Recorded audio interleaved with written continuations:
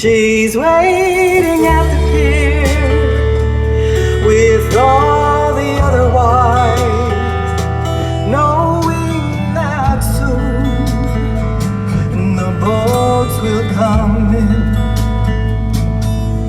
Fishing's been rough on him, shown in his aging skin, and the weathered hands of a fisherman. The sea's been good to this old fisherman, giving bountiful cash to his hard-working hands. She knows he loves her too, as much as the deep blue sea. Each day he looks forward to her silhouette on the pier, like the very first time, still as fresh in his mind. Sing through the deep blue eyes of a fisherman.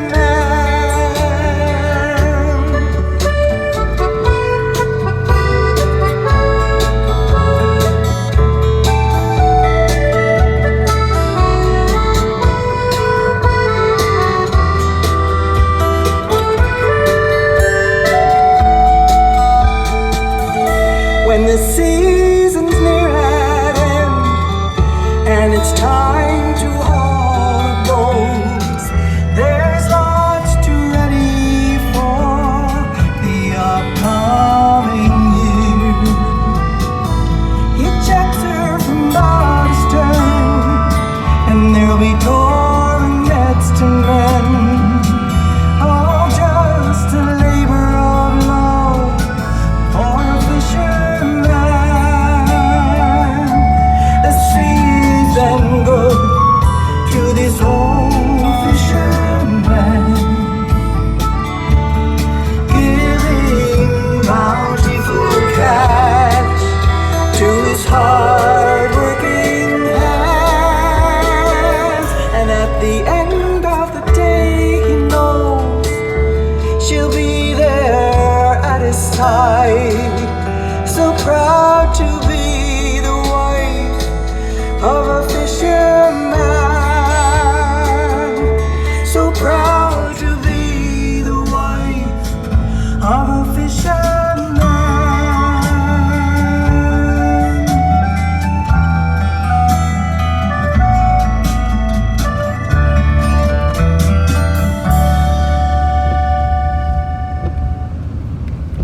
Well, that's thank you very much. Me nephew Lucky was the chauffeur for that little drive. Okay. Well, welcome. Holy God, Raj, there's no fire today. No fire, so we got an extra layer of We got an extra on. layer. Roger's got some stuff. He's running around like crazy. It's just like everybody's pulling at him from all directions. Okay, so Raj, I played a song. I was driving up the other day with my nephew Luke. I call him Lucky.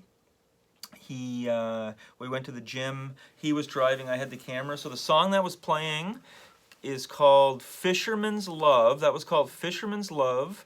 It was Joanne Lynch. She was on the vocals and guitar. Eugene Summers was playing keyboards and bass on that, and Jim McDonald drums and guitar. They must have had a little simulation going, and that comes from an album that was featuring Miramichi's folk artists, and it was a 60th anniversary compilation. So that was that, and then today's Wednesday? Yep. I think it was Monday. We were up at Theodore Bushville. We were in Bushville at Theodore Willison's daughter's house. That's where Theodore is located now. There is the legendary Theodore Williston. This is from a book of photos about 15 years ago from a guy named Brian Atkinson, and there was a little section on him in there. So Theodore Raj phoned him up. How'd you get in touch with him? You went through his children or something? Yeah, I called one of his sons to see if if we were able to visit him. Right. And so he directed me to his sister, Yeah. and he gave me her number, and then I talked to her, and she said, "Oh yes, he sees people, and he'll want to talk." Yeah. Well, it was. You mean by sister? You mean Theodore's daughter? Theodore, Yeah, like his son. I'm saying the son I call. Right, his sister. Yeah. Yeah. He got yeah. So Yeah. she said, I more or less said, we're not going to, like send a great big pile of questions his way, and she said, no, he don't mind. He'll want to talk about it. Yeah, he so Raj got there first. I had to meet him. I had lunch with some friends to get upstairs there. It was all beautiful light coming in this home, and Theodore was absolutely beautiful. Yeah. He was, you could tell he was a beautiful human being, kind, very intelligent, and so very, very hard of hearing. yeah. Yeah, the only thing was his hearing was a little bit off, but other than that he was pretty sharp. His eyesight was good. He was 93 years old, and so we spoke to him. We were up there for an hour and a half or so. Oh, easy. Yeah, and it was a good vibe in the house, and Theodore's daughter and his granddaughter welcomed us, and we heard some stories. So the footage that we're going to play that I'm going to put on and edit after this is Theodore. He pulled out a book of poems and songs. He recited a couple. The one I'll share with you was called Old Dogs, Children, and Watermelon Wine. And then there's a few other questions in there. We weren't able to set up for a proper interview. It just wasn't the right situation. But I was able to get some video of Theodore talking, and we'll share that. Okay, so we'll play that right now. Here comes Theodore Williston coming at you, and we'll be back in a sec. Oh, I think so. Okay, we're about to have a rendition of the poem Old Dogs, Children, and Water. Water, yeah. It's a song by Tom T. Hall, and it's going to be recited by the legendary Theodore Williston. How old do you think I am? He asked. I said, well, I don't know. He said, I turned 65 about 11 months ago. I was sitting in Miami pouring blended whiskey down when this old gray black gentleman was cleaning up the lounge. There was no one around except this old man and me. The guy who ran the bar was watching Ironsides on TV. Uninvited, he sat down and opened up his mind on old dogs and children and watermelon wine. Ever had a drink of watermelon wine? He asked. He told me all about it, though I didn't answer back. Ain't but three things in this world that are worth a solitary dime, but old dogs and children and watermelon wine. Left my room, I saw him picking up my change. That night I dreamed in peaceful sleep of shady summertime, of old dogs and children and watermelon wine. Okay, two things you're thankful for? Two things that I am Thankful for. thankful for, that I thank the Lord for. One is that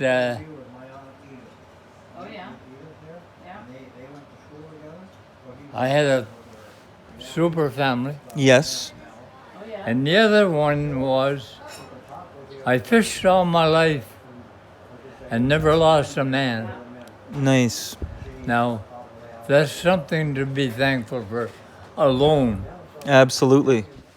Do you still have your salmon license? I still got my salmon license, and I will die with it. Oh wow, that's pretty cool. Okay, so so you've never caught 100 salmon in one night, No. or Oh. a ton of lobster on one. fishing, Okay, yeah. okay, Come close to it. yeah. 1 week, I got 84 and 87 salmon, and that's as far as it went. Mm-hmm. Now, Okay. Okay, so that was Theodore. We were at his house. Isn't he beautiful? Like, so Raj, he told us to come back Oh, several times. several times. And he kept asking me, he's like, do you like what you work? Like, I was asking him for life advice. I was like, what advice do you give to young people? And, you know, he said the main things about, you know, kindness and, you know, families being important and stuff like that. But one of the things he kept going back to is, like, whatever you spend your life doing, make sure that you like it.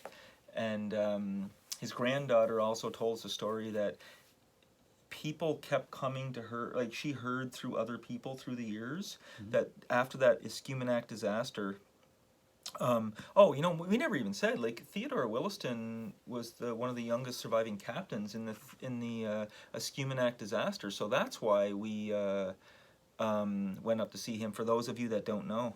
But she told us, the granddaughter, that people were coming to her years later saying that he was bringing them food and money to several of those families without anybody knowing the difference. So that's the sign of true charity. He had a smile on his face. He was and his granddaughter also said that she saw his transcripts and his report cards from his schooling years. Yeah. A plus, A plus, A plus, A plus. Very intelligent, very smart, and astute guy. And he worked till he was 85 years old. He fished till he was 85 years old. So that's Theodore. And Raj, that was a good experience, so thanks. And this is Raj phones up. He makes the connections, folks. The local historian, Roger Cummo. We're having a great experience here. And, you know, for those of you that don't know, Raj has been documenting Miramichi's the history, plus the surrounding area, via mainly newspaper clippings, 50-something years, and we're, as a nephew and uncle, intergenerational project. We're going through having some fun on YouTube here. We don't claim to be experts. We're just having a good experience, and we're using, you know, it's kind of a therapeutic thing to go back into your local town and take a look at the way things were, as times seem to be moving much too fast. So, Raj, what do we got today? Well, we got 1986. 1986. Okay. We're just gonna browse as we go along and show whatever we think should be shown. Yeah, we're going in blind today. Like Raj, at times goes through and he prepares a little bit. I usually get them blind, and that's kind of what we were going with. That's kind of the effect. But today, you know, he's getting yanked in all directions. It's from sisters and daughters and nephews and neighbors and everything. So, so today we just opened up one of Raj's boxes from 1986, and we're just going to see where it takes us. Okay, the very prominent person of Chatham. Oh, look at this. Chatham Fire Chief veteran dies at 71. James A. Curry. This is from September 11th, 1986. And look at that, handsome. You can tell he was handsome and strong. James Curry. So he was a former chief. He died at the age of 71. Chatham Fire Chief James A. Curry. It says he was a Second World War veteran, an honorary colonel of the North Shore New Brunswick Regiment, died Wednesday at Hotel Dieu Hospital after a lengthy illness. He was appointed fire chief in 1965, taking over from his father, Joseph T. Curry, after his death, and was active with the fire department until earlier this year. Born in Chatham, joined the Army in 1940 as a private, and was discharged from active service in 1945 with the rank of major. And it's just another example of how times were different. Like when this guy was a teenager, you're training to go to war, you're in World War II, you're just a teenager. There was nobody treating you like a little, you know, you had to get out to the real world, roll your sleeves up, work your ass off, and to succeed. So there's an example right there. Sad story. So we're going to go to one of our greatest supporters in sports on the river, a little item from Brian Richards. Okay. Yeah, so Brian Richard put a lot of time into the sports out of the local paper, and his article here was, "Things Look Healthy for MVBL Baseball, the Miramichi Valley Baseball League." And it just says, here's what it looked like. This is from 1986, and there's a caricature cartoon of Brian Richard for his article. It says the Miramichi Valley Baseball League will be holding its annual meeting this Sunday in Nordine at 2 p.m. The league is expected to expand to 10 teams, which could make it the largest circuit in New Brunswick. Things look very healthy for intermediate baseball, but the state of the senior league, especially the Chatham Ironman, is a little doubtful. A new coach is needed as Mike Wood has retired. There is also a lot of talk about Kevin Keith not playing this season. Well, there you go, folks. Okay, thank you, Brian, for Okay, we have a reunion of lads that were in the military. And right on. And again, you know, we're doing this project. I think we're on episode number 26, Raj. Yeah. We're doing this project, and we're trying to, it's a community building project, and we're just trying to show what was going on in the years, in the past. Recent history. This says, Army Friends Meet Again, and there's the photo, and I will read out, you know, this is only 40 years after the war, so these guys would have been in their 60s. Ben Cripps of Chatham and Ken Clow of Quebec were recently reunited after 33 years. They were good friends during their years in the Army. They also served together in the Korean War. They last saw each other in 1953. Ken and his wife Jean made a short visit to Ben's home in Chatham for the happy reunion. And look at that's them in 1986 meeting, and there they are as young soldiers. So wow, what a great thing, coming to visit an old Army buddy in the old Miramichi. They went down to Ben's, had a couple of hot dogs, hamburgers, talked the talk. So we'll just get that out of the road there. Get that out of the road. And this was in the newspaper. They were just showing. This is actually from 1971. Huh? Oh. This okay. must have just got lost in the. It got lost in the stack, but we'll show it anyway. Unless it's on the backside. Maybe. No. This is from a 71, but we'll just show what it said. This was just when St. Stephen's Roman Catholic Church in North Vancouver during their wedding. This is when Pierre Trudeau married Maggie Trudeau, and they produced a young man named Justin. And I'm sure half of you guys think he's not bad, and the other half can't wait until he is long gone. So there you go. So that just got mixed up in the 1986. I'll leave that out there. Yeah. Oh, we have a little thing here on a greaser dance. A greaser dance. Okay. Here's the photo. It says greaser dance set. There's the photo. What does the caption say? The local historian. This is from April 2nd. This was just yesterday. Yesterday was a tough day, eh? Oh, yes it was. Yep. Yeah. Raj had a heavy day yesterday. That marked the 3rd year anniversary of the passing of his late wife, Margie. And I'm sure lots of thoughts were going through you. So this was actually, Raj, April 2nd, 1986. Oh, you can mention your mother's birthday at the same day. Same date. Yeah. And that's kind of a sad thing. Mom doesn't like even talking about that in a way. So it's, Mom's birthday, the passing of Mom's sister, Roger's wife. So it's kind of a heavy day for us. But, you know, Raj shows how to take it on, accept it, and move on. And that's what's important, I think. It says dancing. Okay, so back to the greaser. Sorry for that little digression there. Dancing enthusiasts can take a trip back to the 50s and 60s by attending the Greaser Dance for Multiple Sclerosis on Saturday night, sponsored by the Newcastle Kingsman Club.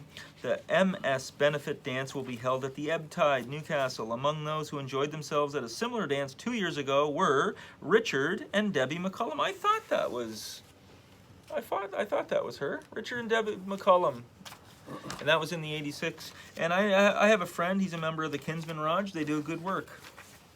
I think we had this here in an earlier article about the banning of the... Oh yeah, well no, I know exactly. I think we already did it, No, we didn't, but I want to talk about it. Oh, okay. So we showed, okay, so this says soldiers banned from bar, okay? soldiers banned from bar. And this actually, we actually showed a photo of the mayor, you know, shaking hands with the head of the CFB Chatham, and you know how great relations were. And then I remember making a joke saying, oh yeah, well we just saw an article about, you know, they're not allowed in the bars in Chatham. A Chatham nightclub is off limits to some CFB Chatham military personnel until June 15th. They are not going to the Hooper and are restricted from going to other local bars as well, Lieutenant Krista Blazer said. Blazer is the base information officer at CFB Chatham. The action followed 2 separate clashes between military personnel and civilians. The fights included the use of sticks and baseball bats. Oh my goodness. Charges are pending and should be laid within a week or so against 4 civilians, a Chatham police spokesman said. And wow, about 200 people were involved in the first clash near the Irving Car Wash on Water Street. 60 were involved in the second clash, which happened at Ben's, a food outlet on Water Street. Wow. So it's just that whole human behavior thing, us versus them, tribalism. You know, it's just part of being a human being. Well, this article here is just this here. Okay. For the Habs fans. Oh, okay. This is for Montreal Canadiens fans. This is from a 1986 newspaper. There's a guy right there. I remember him. His name was John Cordick, and I think if I do believe he had First Nations roots. Canadians John Cordick waits his turn for tests and physical Friday in Montreal. Cordick has been lifting weights all summer and is expected to be the club's enforcer this season. There he is. John Cordick would have made the club. He was a big, strong guy. He was tough. He was a First Nations guy, I think out of either Ontario or the Alberta, something like that. Well, this is the beginning of the new rink in Newcastle. Okay. Here, and that's what it's supposed to turn out to be. Okay. So this is from January 17th, 1986. There's construction on the Civic Center in Newcastle. The previous Sinclair rink burned to the ground. I forget what year it was, like 85 or 84. And there's a rendering of what it looks like. I was just in that building the other day, watching my friend's Pee-wee age son win a championship. Newcastle Mayor John Crean Wright and Deputy Mayor John McKay unveiled the artist sketch of Newcastle's new $2 million plus arena complex at a recent reception hosted by the town. The arena will replace the Sinclair rink destroyed by fire. The second photo shows the beginnings of the framework. So there they are, folks, showing the rink. And, you know, here we are in 2024. And that rink has served the town very well. And now we're talks of building a whole new complex, of swimming pool and gym. And you know what? That rink, Raj, all I know is that if you get a seat for a big game in that rink and it's on the western end of the rink and you got to sit in those seats that go up, if you're up high, you cannot see the net. Down below you. So somebody did a miscalculation. So this is part of the same topic there. Okay. The cornerstone. Okay. So it says this was just the cornerstone during the construction here. There's a photo showing that. I will read the caption in a second. Newcastle Mayor John McKay and former Mayor John Crean unveil the cornerstone of the new Miramichi Civic Center. And it says, this stone was laid by John McKay and John Crean, mayors of Newcastle during construction. Right on. Okay, just one more shot of the inside. And there's a shot of the inside. And when this rink opened, and, you know, like, I always liked the ice over there. I know that. I haven't been on it in a long time. There's an interior shot under construction. And, you know, as a kid and just going into our town, we had seats like this, and it kind of looked like it had that, you know, like a mini, you know, professional arena and stuff like that. I remember walking in there and seeing a game for the first time. I was all excited. And this is a young Miramichi lady here. Yes. And she did her skating in Moncton. Okay, right on. Skating gold. Here is, Raj says, a Miramichi lady doing her skating in Moncton. What is her name?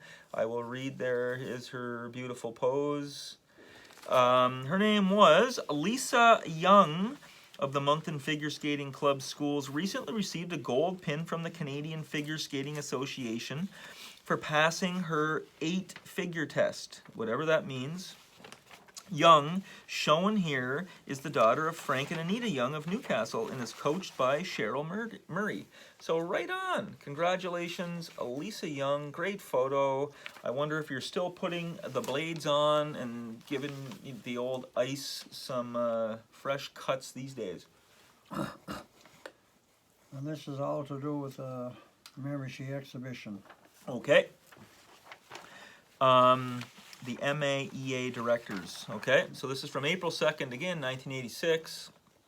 This is some Miramichi Agricultural Exhibition Association Board of Directors from 1985 to 86, and they are Bruce Dixon, Freddie Moore, Lou Dixon, he was the second vice president. Thomas McLean was the president. Brenda Stewart was the secretary treasurer.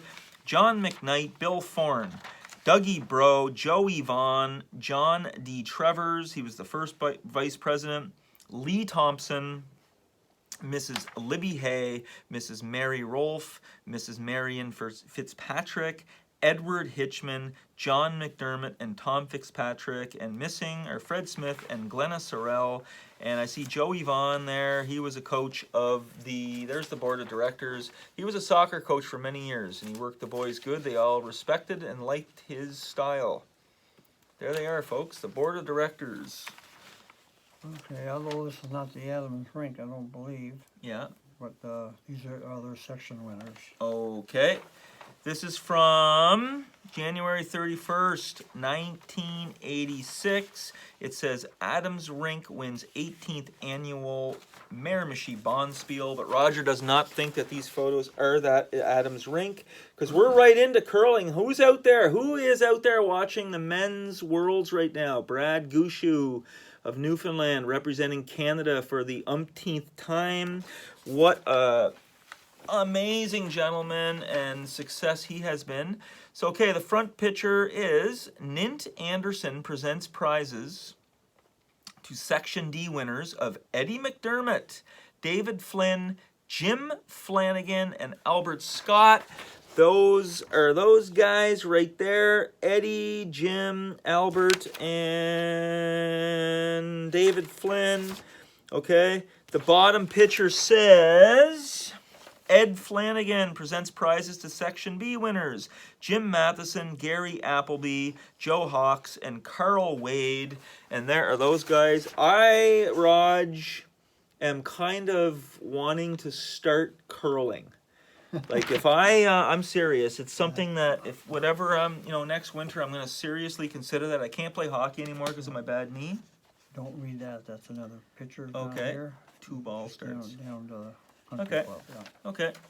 Roger keeps them coming. This is from the Miramichi weekend, May 30th. We have 2 ball play starts. We are going to the golf course, folks. The Miramichi. Just, we're trying to we're showing Roger's collection. It is all over the place today. Okay, as should be, and that's what we try to do. 2 ball plays. Bernie Donovan and Gene Walker, defending champions in the James Reddy men's 2-ball tee-off to officially open this year's play. More than 17 teams will be playing round-robin series every Monday evening at the Miramichi Golf and Country Club. My sister's husband, Greg Cassidy, used to work there during his student years. He knows the course well. Last time I went golfing, I was with him and his boys. They're all golfing to this day, and they just completely smoke me because I don't do it. Okay, this is a building over in Douglastown that just opened up there. I think you're more or less good here. We're just reading that there stuff. Okay. Douglastown Seniors / Handicapped Complex officially opened Friday. This is from September 24th, 1986. That's what it reads there. I don't know if that's still the terminology we use to this day with everybody's uber sensitivities on many things. There is the picture of it. And we'll hone in on this young dame right there. And she was Greta Tucci. Sits in the living room of her new 2-bedroom apartment in the Douglastown Seniors Handicap Complex, which officially opened Friday. She looks like she was just getting ready for dinner, folks. Supper. The newly completed Douglastown Seniors Housing Complex on the Rennie Road held its official opening Friday with MP Bud Jardine and MLA Paul Dawson, Minister of Income Assistance, in attendance. Right on, Raj. This is appreciation night for Joe. Okay. Over short. Oh, right on. Here is a from January 29th, 1986. I was 10 years old at the time. Roger was just a year away from 40. Eh? Mm-hmm. Okay. And this says, Mrs. Mary Dunn presents Joe Rashore with the Tom Dunn Memorial Award for the volunteer who has been the guiding light in development of minor sport in the town of Chatham during the official opening ceremonies of the Miramichi Salmon Tournament. Also present at the ceremony were Gerald Mahoney, Peter Murphy, and Chet Randall, and Chatham Mayor Mike Bowes. So there it is. Anytime somebody receives an award like that, he looked great that night. His hair was in place, nice overcoat. He had his black gloves on, receiving a plaque. Great thing to share and to be named top volunteer. Okay, some firefighter stuff. Okie doke, right on. Here is from the 1986 Miramichi Leader. We got, this looks like a training exercise right there. And this looks like some dudes posing in front of an old antique firefighting truck or vehicle of some sort. Terry Jardine. Okay, there's Terry Jardine right there, the inset. He played ball against us. All I know is that when I was 16 years old, I learned very quickly that if I were to ever get Terry Jardine out when I was pitching against him, all I had to do was throw him 3 change-ups. Terry Jardine inset, a volunteer firefighter at the Chatham Fire Department, demonstrates the technique he used while descending Toronto's CN Tower on July 1st. Oh, really cool, Terry. He used to catch for them. He was a great guy. He used to work at the LBA as well. And there's Captain Ed DePlacy and volunteer firefighter Terry Jardine, same Terry, of the Chatham Fire Department, stand in front of an antique hose wagon at the Morrison Cove Training Center. The wagon was built in 1907 by Albert McLennan of Chatham. And there they are. There's Bubs DePlacy and Terry Jardine again. So right on, Raj, showing our local community. 1986, welcome aboard. We may or may not have shown this before, but there is a former Logieviller, Mr. Jamie Watling, tall, dark, and handsome, played center field here for some local ball teams. He always had a gentle demeanor about him. I was always interested in him because I had the same name, and he was just always a real nice guy. Welcome aboard. The Miramichi Gagnon Packers are currently getting everything in place for their season opener November the 1st against the Charlottetown Islanders. Above, an old Packer, Chatham's Jamie Watling Wright, welcomes a new Packer, Bev Bond, as coach. Watling has played for the Shediac the past 2 seasons and is one of the locals standing a good chance of making the lineup. Not only did he stand a good chance of making it, of course he made it. He was also a captain for several years, and especially when the Packers made their big run was it 87? When they won the whole shebang. Now we're going to sneak in a photo of 1940. We're sneaking in a photo. This is from the January 17th, 1986 edition, but they're going back and they're showing, look at this beautiful photo. Murphy feeds his deer. There's a photo from 1941 on the Miramichi that was featured in the 1986 edition. And what does that say? Deer came to trust Alban Murphy's hand. In Nordine, the photograph at left may seem a bit unusual, but it became a common event at Coulter's Lumber Camp. in renews in the 1940s, says Frank Tozer of Tozer Plymouth Chrysler Limited in Nordine. There's a little plug for him in 1986. Alban Murphy of Sillikers was a cook at the Renews camp where deer were often seen, but not touched. The deer became accustomed to seeing Murphy out and about the camp, and the deer came to trust Murphy enough so that he could feed them by hand. Well, while he was feeding them one day, the unusual happening was captured for all to see. And Frank Tozer is kind enough to supply the information and the photograph. Murphy is the grandfather of Tozer's wife, Lou. Tozer received the photograph from Murphy's daughter, Mrs. Ella Silliker. So right on. Feeding deer in 1941. There it is, folks. Really cool, Raj. England's Hollow. Oh, there's England's Hollow. And Raj is just going through and sorting this. And he's busy tonight. He's got phone calls. There's people looking to go out on dates with him and eat supper with him. And it's unbelievable. There's a photo of, this is from January 15th, 1986. There it is, folks. The well-known England's Hollow, the #1 sliding destination on the south side of the river. I don't know where the #1 sliding destination is on the north side of the river. Which brings me once again to, why did the Miramichi cross the road? They didn't cross the road, they crossed the river to go one-up the Miramichi on the other side of the river. Okay, so England's Hollow Park in Chatham is a safe and popular place for sliding. Children living in Chatham's East End have used the area for this purpose for generations, and it's a great spot to go. I drove by it the other day and I looked over and I just thought about it. I thought about sliding. I thought about like what a cool little place that was. Raj, you know what's going on over at the Eco Center at the curling arena tomorrow? I think it's from 12 to 3 o'clock.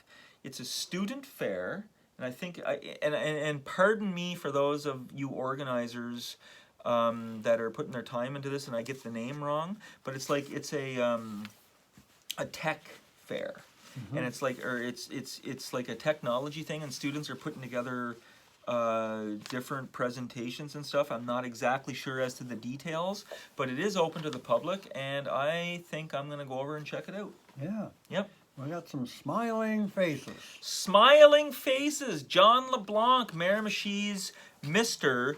Thrill of a Lifetime. I love this Thrill of a Lifetime stuff. Like, can you imagine now just being able to associate yourself in 1986 with Mr. Thrill of a Lifetime? This would have been just amazing. Going to Ben's, sitting next to this guy, having a burger and a hot dog. Okay, what does that say? Mr. Thrill of a Lifetime, the guy that was seated, is John LeBlanc. Was he the hockey player? From left, standing is Jeff Muzzerall. No way.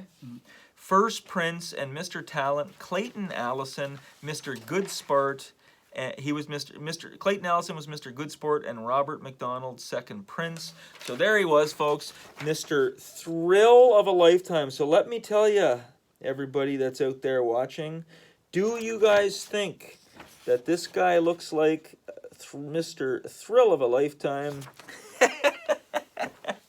I wonder if, like, you know, his friends were joking about that, or how that really went. I can't tell you what kind of a climate. You do that paragraph Okay. there, then you can do that. Okay, so here's our photo. This is our photo right here. This gentleman right here, Brian Mulrooney, just passed away recently. His funeral was held with many in attendance, as he was head of state for several years. Donna Leggett, former legislative assistant to Bud Jardine, member of Parliament, is now the Special Assistant Atlantic to the Minister of State for Tourism and Small Business, the Honorable Bernard Valcourt. Bud Jardine said that Donna has been promoted into a very responsible position within the minister's organization, and she will be a most valuable asset to him when dealing with Atlantic Canada concerns. Donna is the daughter of Edward and Rose Leggett of Chatham, and in that photo right here, there she is.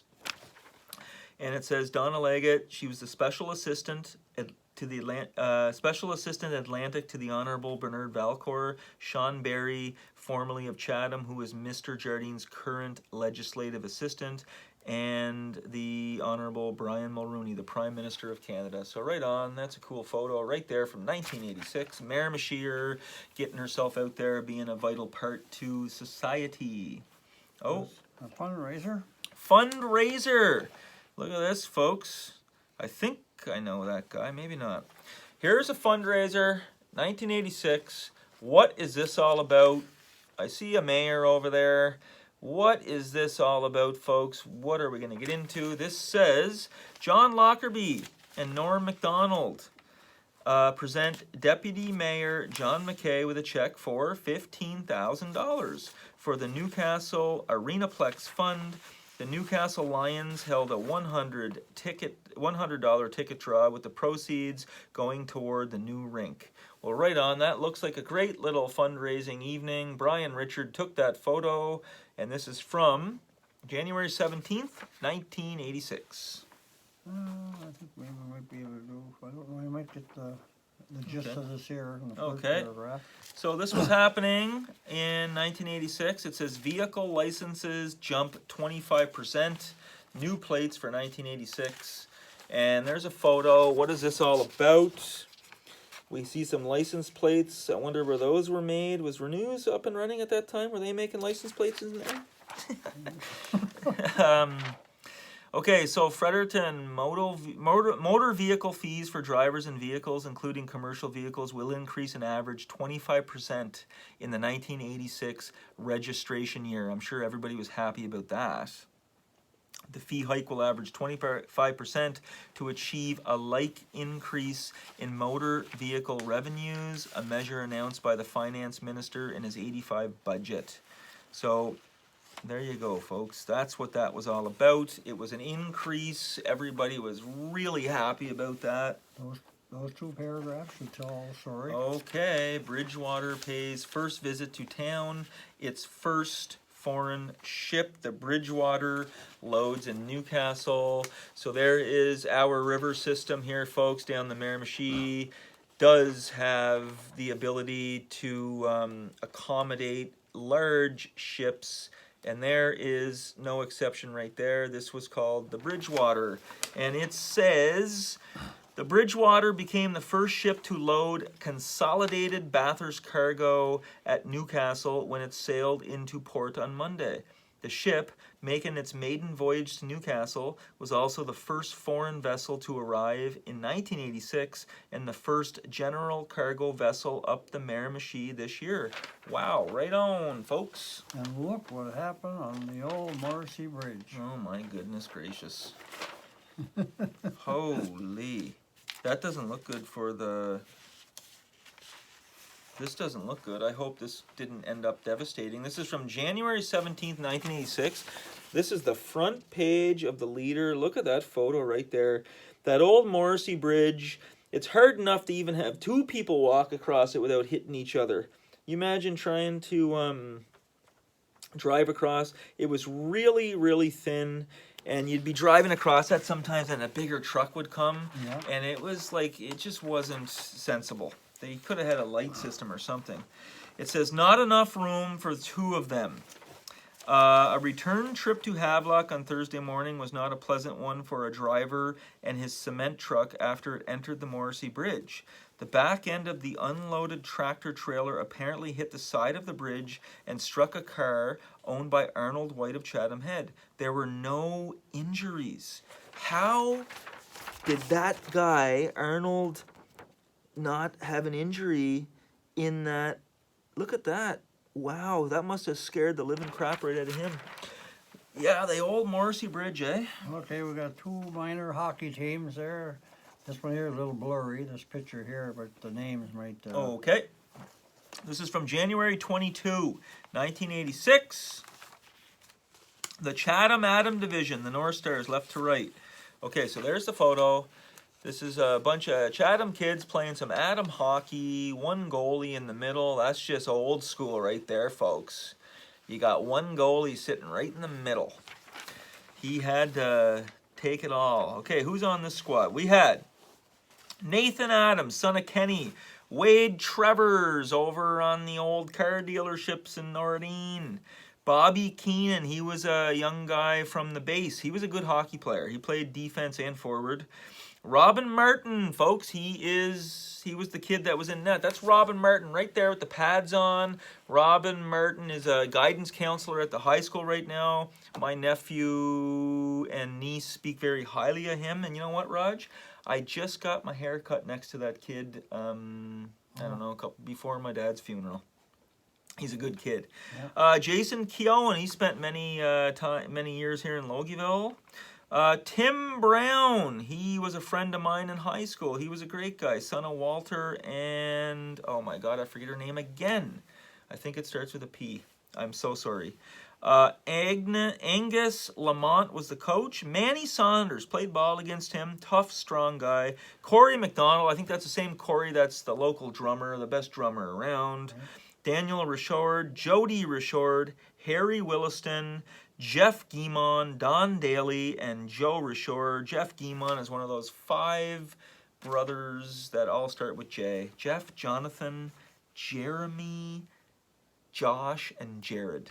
There it is, and I think Jeremy was maybe arguably the best hockey player. I'll sneak this in before we show the other minor team. Okay. Murray did a square dance when she won. Okay, look at this great Miramichi weekend, 1986. This is when times were different. People were getting their newspapers. It was filled. Look at the big salmon on there, folks. We come from one of the world's greatest salmon rivers. And what is this all about right here? I don't know what this is about. I get these blind. It says, people often dream of winning the lottery. Oh, do they ever? But few people ever do. Bonnie Murray of Logieville is one of the lucky ones.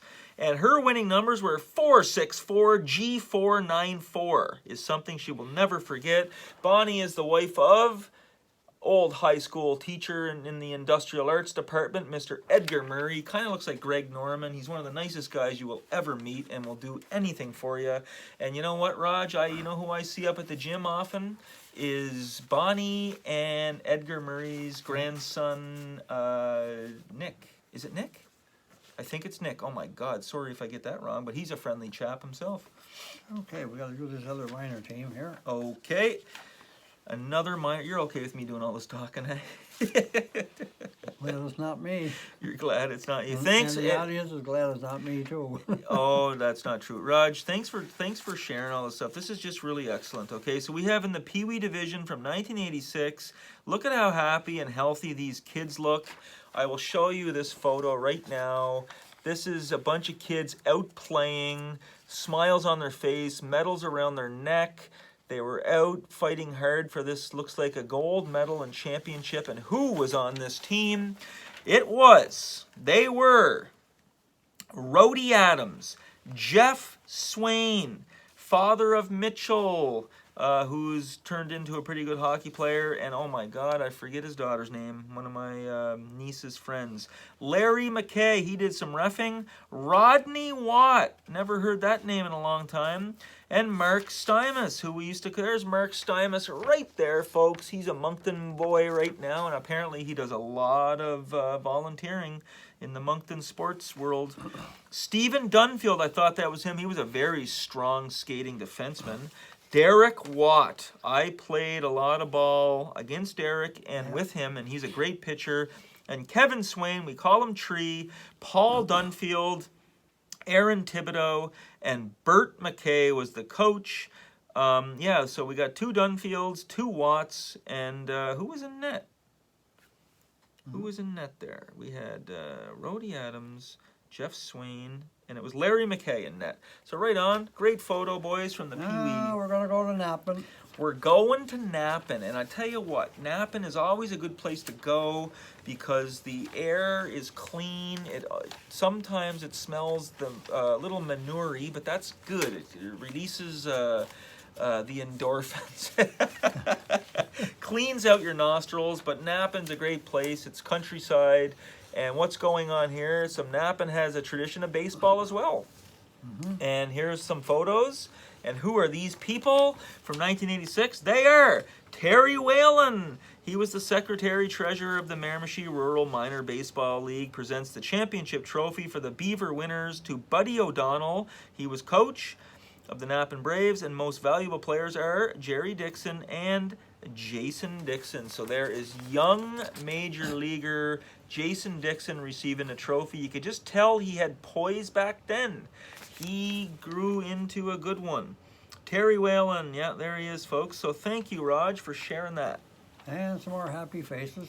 Some more happy faces. Seniors building to open January the 25th. There's a misspell on the opens. It should they either want to say seniors building opens or to open.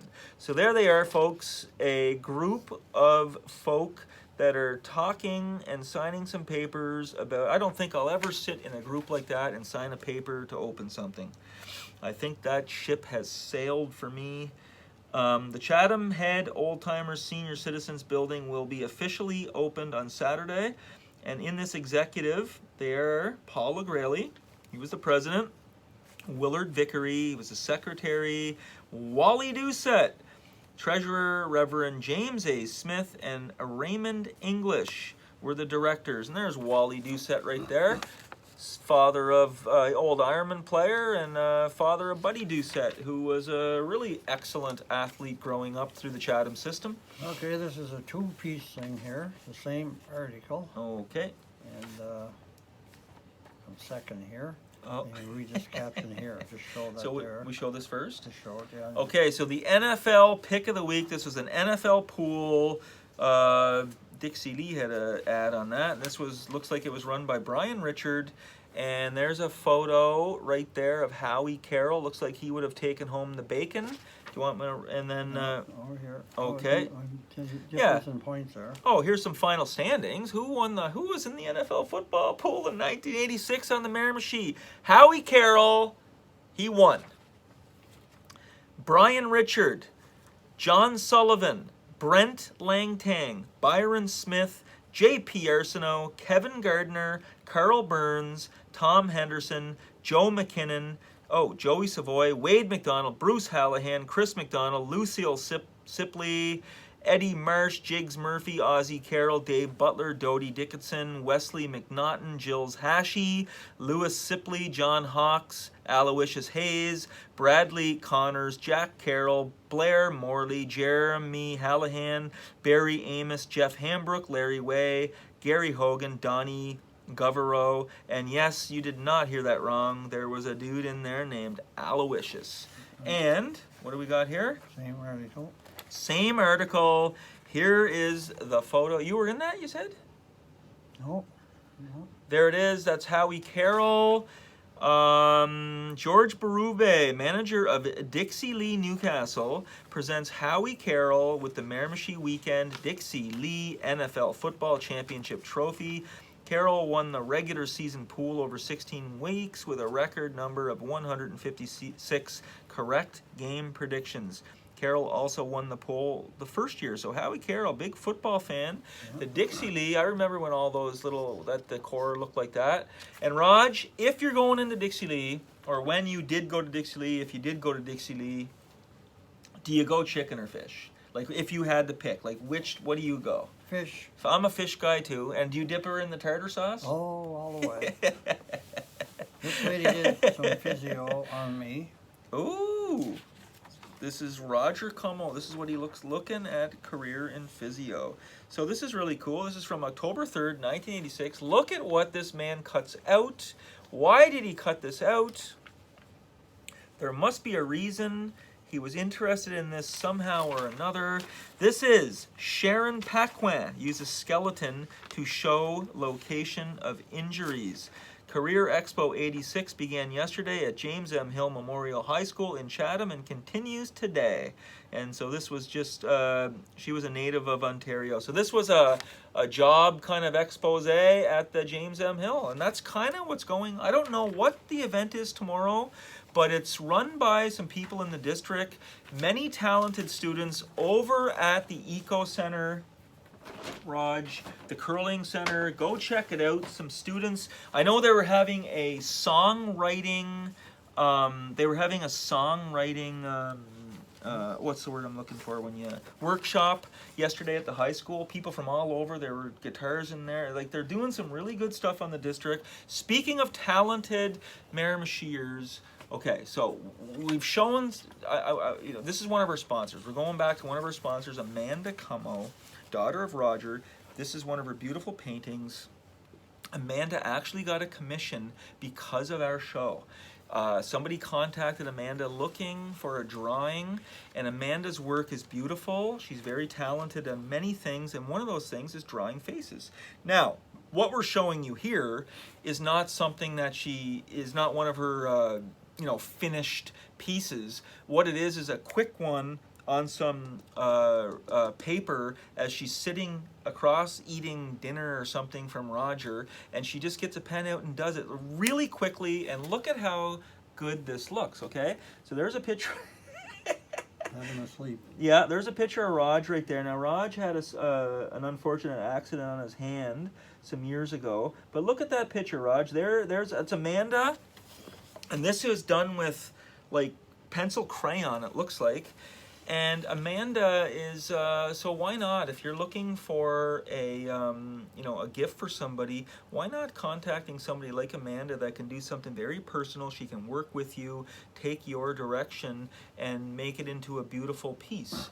And if you're looking, and we'll talk about this, but if you're looking to get in touch with Amanda, just look up his number in the phone book. There's phone's ringing off the hook all day long. He loves answering it. Well, back then, when you went to Montana's, Yeah. all their tables was dressed with that paper. With this paper. So she did this one at Montana's as well. We showed another one from Montana's. And Roger, probably doesn't want to talk about Show them the cartoon. the cartoon. It says, is it too tight or something? Tight enough for you? That's too tight. So Roger did have a serious injury on his hand years ago, and it was, how have you recuperated from that? What are you saying, 75%? Oh yeah, this finger here, it don't bend, but that's my pointer. That's his pointer. So you don't need this finger to bend unless you are going up the nostril. Yeah. Okay. Maybe we should address this here group of people here. Okay, we will address this group of people here. And Bowl for Millions. I remember the old Big Brothers bowling. This was a great time. And there it is, folks. There's the mayor, Mike Bowes, sitting there. And who is this group of people from January 29th, 1986. And just to make a point, Roger cuts out the date at the top of these papers, because you know how it's on the top, and he tapes it onto these pictures because you will know when this is. He has been documenting so much, and lots of people are giving compliments to me, Raj, about what you've been doing. Okay. Okay, Bowl for Millions Week, February 1st to 8th is Big Brothers Big Sisters Bowl for Millions Week. I remember this as a kid. Shown at the signing of the proclamation are Chatham Mayor Michael Bowes, Joseph Wallace, he was the mayor of Nelson, Clifford Rutherford, he was a little brother. Walter O'Toole was a big brother. Lloyd Cameron was the president of Big Brothers and Big Sisters. I did not know that. Gregory Grattan was a little brother and father. Is that John? Oh, sorry. No. John Crean was the mayor of Newcastle. There's Lloyd Cameron. He was the president of Big Brothers and at the time. I did not know that. He was a high school teacher, drama, amazing guy. And you know what, Raj? I've been a member of the Big Brothers and Big Sisters 2 times in my life. Oh, yeah. One in Belleville, Ontario, and another one in Moncton. And it was a great experience. Oh, pretty yep, good. It was a great experience. Just this article. Just this article. Okay, what do we got? That looks like the greatest hitter that's ever lived right there, folks, if I am not mistaken. Look at that tall guy right there. So what does this say? I know the glare's coming in. This says Ted Williams was the former pro baseball player of the Red Sox, spends some time at the Natural History Museum on Wellington Street. Pictured with him is Bill LeBlanc, curator of the museum. So there he is, Ted Williams, stopping in at the Natural Museum on Wellington Street. This man right here is often regarded as the greatest hitter that has ever lived. He was a left-handed hitter, very systematic and scientific in his approach. But what brings Ted Williams to the Miramichi? Well, the river itself and what was under the waters, in the waters of that river, salmon. Ted Williams not only loved to hit, he loved to fish. And he came here oftentimes and fished these waters. He also was a fighter pilot in Korea. Yeah. Yep, amazing. These two articles are of the people that operated Nurse Jane Goes to Hawaii production. Okay. Lloyd Cameron and that one there too. Okay, so look at this. This is a play. There's Lloyd Cameron, who we just mentioned, Logieviller Lloyd Cameron, one of the greatest teachers, I would say, in James M. Hill's history of what he did. He left a legacy. Nurse Jane, the late Lloyd Cameron. Players, so the name of the play was Nurse Jane. Lloyd Cameron, Margot Carpenter, and Debbie Vickers. 3 actors in the play, Nurse Jane Goes to Hawaii, that will be featured at the Douglastown Community Center on January the 24th. This is from January 17th, 1986. There's a beautiful lead right there, if she was in fact the lead. Okay, and then this is also from that. Okay, and here's another photo from that. Looks like they were either rehearsing or going through some script, or it was the actual play. Above is the scene from the Logie House Players production. Nurse Jane Goes to Hawaii, which will conclude this Friday and Saturday. Shown in a scene playing cards are Susan Cudmore, Lloyd Cameron, Margot Carpenter, and Keith Vickers. So, Raj, we're getting close to the 1 hour mark, and it looks like we have enough for a part 2, eh? Oh, yeah. Yeah. So, let's show a couple more, and then we'll sign off. Roger's, it's a little chilly. He's going to go to supper. I got to go meet my mother's aunt. We're going to feature Lawrence Bro there. Lawrence Bro was a lucky winner, and what was this all about, folks? I can say he won. He just. Oh, okay. He didn't win. I'm just reading it. This is from August 15th, 1986. It says, lucky winner. And what does this photo say? It says, Lawrence Bro of Miramichi JC's presents a check for $3,400 to Mrs.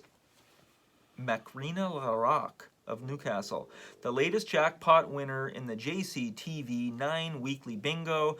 Anybody who was around in the Miramichi would know exactly what the JC Bingo TV 9 was. The jackpot was the highest ever won and required a full card, which she had in 54 numbers. At left is Tom Gallivan of Gallivan's Bookstore, where Mrs. LaRock brought her lucky ticket. I remember Gallivan's Bookstore. Eh? Okay, these are people probably work for the newspaper. Okay. October 3rd, 1986. Once again, Roger cuts out the date from the top, tapes it on the photos, because we'll know what years he's done this for years and years and decades. And what does this photo say? It says, Atlantic Community Newspaper Association Awards for Salesperson of the Year and Ad Design Competition, Best Advertising Promotion for the Blanket Classifieds and Best Use of Mat Services have gone to members of the advertising staff of the Miramichi Leader and Miramichi Weekend. Well, congratulations, folks. Shown with the awards in this photo are Darlene Taylor, Norma McLean and Ella King, John O'Neill, Janice Gadet, Mary Pino, and Bill McIntosh. Well, right on, guys. Anytime you win an award for your work, it is a proud thing to do. I hope you guys all got to get out of town, go receive that award, went to supper that night together, had a couple of drinks, and got home with lots of time left to watch the evening news. 1986 again. Okay, January 18th, 1986. This well-known Miramichier, Greg Malone, was dealt to the Quebec Nordiques, and I remember when that happened. I tried to always keep in contact with his career Hartford Whalers announced Friday they have traded Chatham native to Greg Malone to the Quebec Nordiques in exchange for right winger Wayne Babbage. You know what? Wayne Babbage is a good player. That sounds like a pretty good trade. Babbage was 27. So right on, Greg Malone had a very excellent NHL career, went on to become a scout for the Pittsburgh Penguins. Have we got room for 2 more articles? Oh, sure we do. And you know what, Raj? I just looked over here today. This is not planned, I swear to you. And speaking of Greg Malone, this photo was not from 1986. I just looked over. There it is, folks. There is... Playing horseshoes my backyard. That is Ryan Malone playing horseshoes in the local historian's backyard. Sorry for the glare, I'm just trying to get that off. Ryan was just a kid here, probably a high school student. He went on to play for the Penguins, the Tampa Bay Lightning. He had a long career. He was a tough, strong skating winger, scored some goals, played on Team USA the year Sidney Crosby scored his goal in 2010. So there's Greg's son Ryan in Roger's backyard, and there's a couple of empty wobbly pops back there. So what was going on? These kids were underage, Raj, in your backyard. Yeah. Okay. No, he's here. Were you name the names there? Okay. Name Okay, so September 24th. Back in that one.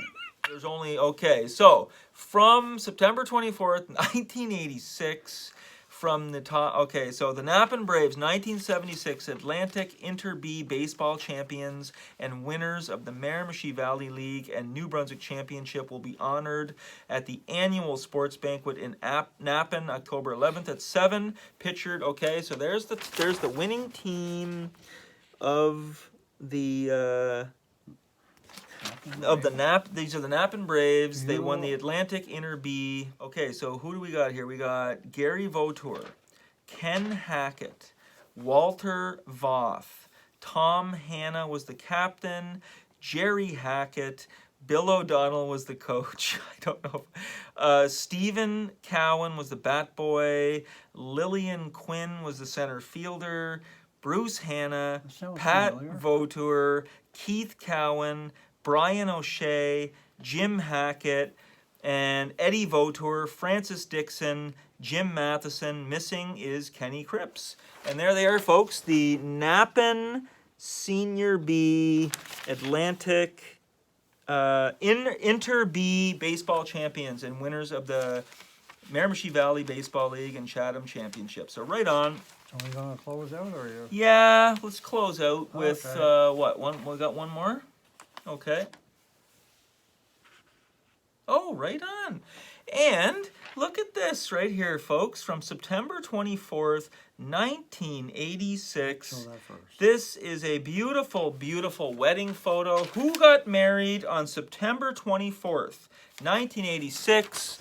There they are, folks. Logieville's own Lillian Quinn turns into a Moore on this day. There's Lillian and Ray Moore, and they exchange vows in an evening ceremony. A lovely evening wedding was held at St. Michael's Roman Catholic Church on Friday, August 8th, 1986. This was from the September 24th issue, but the wedding was on August 8th.